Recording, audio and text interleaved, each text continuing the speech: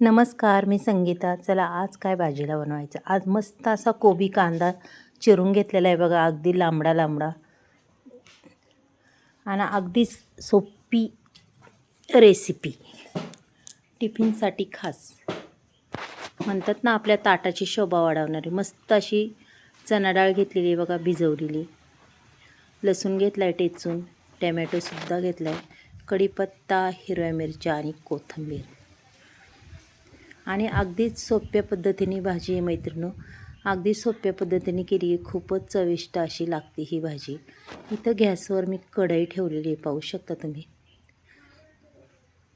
कढई तापली, आपण त्याच्यात आता तेल टाकून घेऊया.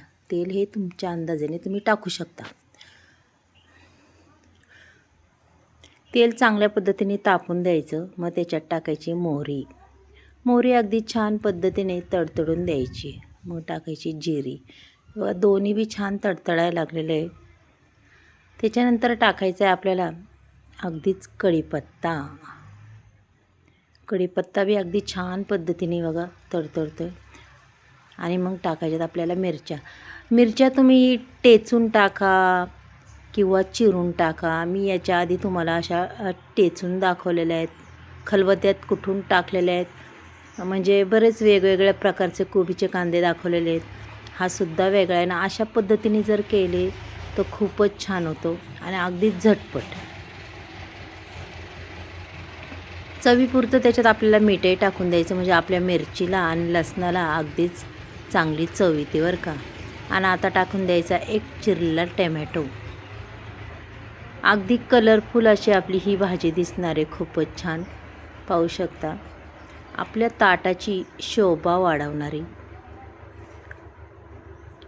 अशी ही भाजी होणार आहे. अगदी तुम्ही भातासोबत तोंडी लावा, चपातीसोबत खा, भाकरीसोबत खा, खूप अप्रतिम होते. थोडीशी हळद टाकलेली आहे बघा, हळदीने रंग अगदी छान येतो. आता टाकून द्यायचा आपल्याला कोबीचा कांदा. अगदी स्वच्छ असा धुवून घेतलेला कांदा आहे आणि त्याशिवाय चाळणीत ठेवला आहे. चाळणीत ठेवल्यावर कसं अजिबात पाण्याचा अंश राहत नाही, पूर्ण पाणी निघून जातं बघा. त्याच्यानंतर टाकून द्यायची आपल्याला हरभऱ्याची डाळ. मग आता पहा त्याचे कलर किती झालेत. आणि मस्त अशी कोथिंबीर टाकायची वरून. म्हणतात ना अगदीच कलरफुल हा कोबीचा कांदा एवढा सुंदर होता, अप्रतिम, आणि खायला बी खूप टेस्टेड. पूर्ण कांदा आता आपल्याला हलवून घ्यायचा आहे, पहा, मिक्स करायचा आहे. आणि कांदा आपल्याला आता अशी भाजी करायची की जास्त कांदा शिजला नाही पाहिजे बरं का, थोडासा कचाटच राहिला पाहिजे. अशा पद्धतीने आपल्याला बनवायचं आहे, म्हणजे तो कमी शिजलेला कांदा एवढा अप्रतिम लागतो. पहा बरं, हे बघा, मस्त अशी भाजी झालेली आहे आणि दिसायला बी खूपच छान दिसते, खायला बी खूपच चवदार. अजून थोडंसं झाकण ठेवूया आपण आणि पुन्हा आपण पाहूया. अगदीच कांदा तयार झाला आहे मैत्रिणींनो. व्हिडिओ जर आवडला तर नक्कीच एक लाईक, एक सबस्क्राईब करा. तुम्ही कुठून बोलता तेही मला सांगा. आणि आजची कोबीची रेसिपी कशी झाली तीही सुद्धा सांगा. मग उद्या भेटूया आपण. बाय.